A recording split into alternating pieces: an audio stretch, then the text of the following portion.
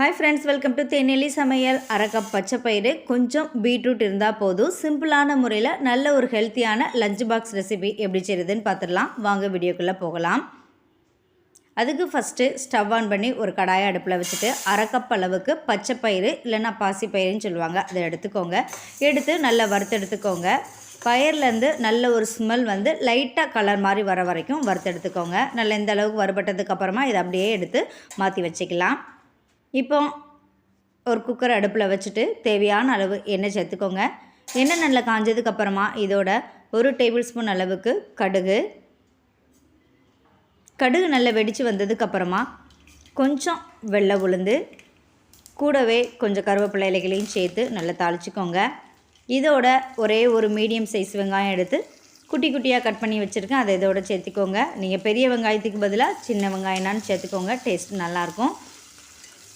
வெங்காயம் கொஞ்சம் கலர் மாதிரி வர வரைக்கும் நம்ம வதக்கி எடுத்துக்கலாம். அந்த ஸ்டேஜில் கொஞ்சம் பூண்டு, சோம்பு, பச்சை மிளகாய், சீரகம் சேர்த்து லைட்டாக மிக்ஸி ஜாரில் அப்படி இல்லைன்னா இடி உரலில் போட்டு நச்சு எடுத்துக்கோங்க. இந்த அளவுக்கு ஒன்றும் பாதியமாக நம்ம நச்சு எடுத்துக்கலாம். வெங்காயம் கொஞ்சம் கலர் மாதிரி வந்ததுக்கப்புறமா நச்சு வச்சுருக்க எல்லா பொருட்களையும் இதோடு சேர்த்து நல்லா வதக்கி விட்டுக்கோங்க.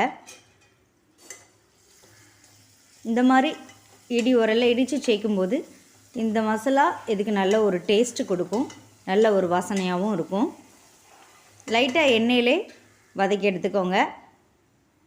இப்போ கொஞ்சம் பீட்ரூட் எடுத்து குட்டி குட்டியாக கட் பண்ணி வச்சுருக்கேன், அதை இதோட சேர்த்துக்கோங்க. ரொம்ப குட்டியாக கட் பண்ணணும் இல்லை, மீடியம் சைஸில் கட் பண்ணி எடுத்துருக்கேன், அதை இதோட சேர்த்து நல்லா கலந்து விட்டுக்கோங்க. இந்த எண்ணெயிலே பீட்ரூட் ஒரு 3 to 4 நிமிஷம் போல் வதங்கி வரட்டும். இதை அப்படியே லைட்டாக கலந்து விட்டுக்கலாம். இப்போ இதுக்கு தேவையான மசாலா தூளை இதோட சேர்த்துடலாம்.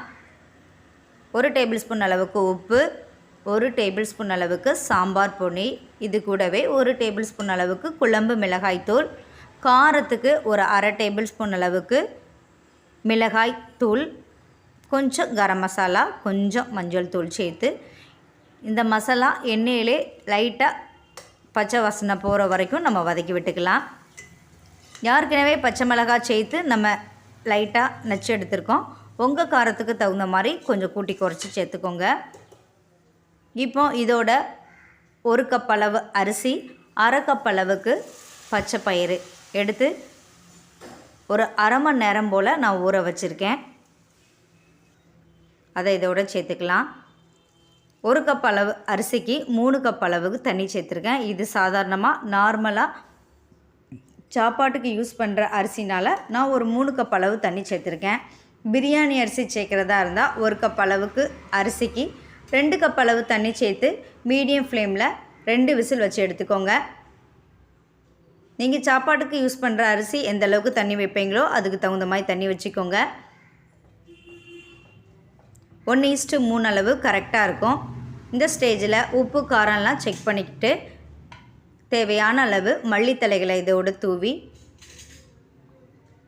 லைட்டாக கலந்து விட்டதுக்கப்புறமா குக்கரை மூடி போட்டு மீடியம் ஃப்ளேமில் 2 விசில் வச்சு எடுத்துக்கோங்க. நல்லா வெந்து வந்துடும். அது வெந்துக்கிட்டு இருக்கட்டும். இதுக்கு சைடிஷாக இப்போ ஒரு கடாயில் கொஞ்சம் எண்ணெய், ஒரு 2 டேபிள் ஸ்பூன் அளவுக்கு வெள்ளை உளுந்து இல்லைன்னா கருப்பு உளுந்து தோலோடு சேர்த்துக்கோங்க. கூடவே காரத்துக்கு 3 காஞ்ச மிளகாய்,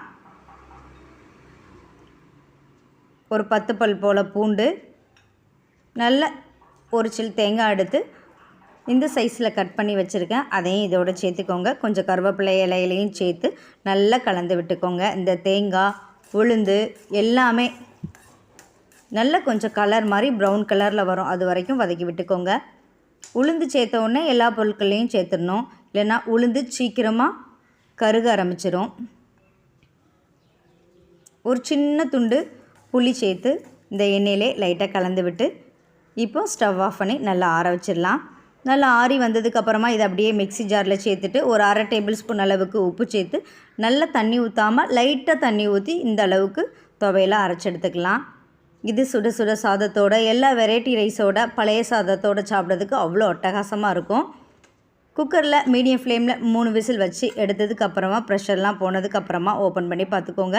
நல்லா இந்த அளவுக்கு வெந்து வந்திருக்கும். கொஞ்சம் கூட அடி பிடிக்காமல் சூப்பராக பச்சைப்பயிறு பீட்ரூட் சாதம் ரெடி ஆயிரும். அனிமிக்காக இருக்கவங்க, ரத்தம் அதிகரிக்கணும்னு நினைக்கவங்க மிஸ் பண்ணாமல் இந்த சாதத்தை ட்ரை பண்ணி பாருங்கள். பிள்ளைங்க பச்சைப்பயிறு பீட்ரூட்லாம் சாப்பிடாத பிள்ளைங்களுக்கு இந்த போல் சாதமாக செஞ்சு டிஃபன் பாக்ஸுக்கு அடைச்சி கொடுத்து விடுங்க. நல்லா விரும்பி சாப்பிடுவாங்க. புளி சேர்த்துருக்கிறதுனால தேங்காய் சீக்கிரமாக கெட்டு போகாது. லஞ்ச் பாக்ஸுக்கு கூட இந்த தேங்காவை நீங்கள் அரைச்சி இந்த தேங்காய் துவையல் வச்சு கொடுத்து விடலாம். நீங்களும் இதே மாதிரி ட்ரை பண்ணி பார்த்துட்டு எப்படி இருந்துச்சுன்னு கமெண்ட் பண்ணுங்கள். இந்த வீடியோ உங்களுக்கு யூஸ்ஃபுல்லாக இருந்துச்சுன்னா என்னுடைய சேனலை லைக் பண்ணுங்கள், ஷேர் பண்ணுங்கள், சப்ஸ்கிரைப் பண்ணுங்கள். Thank you friends.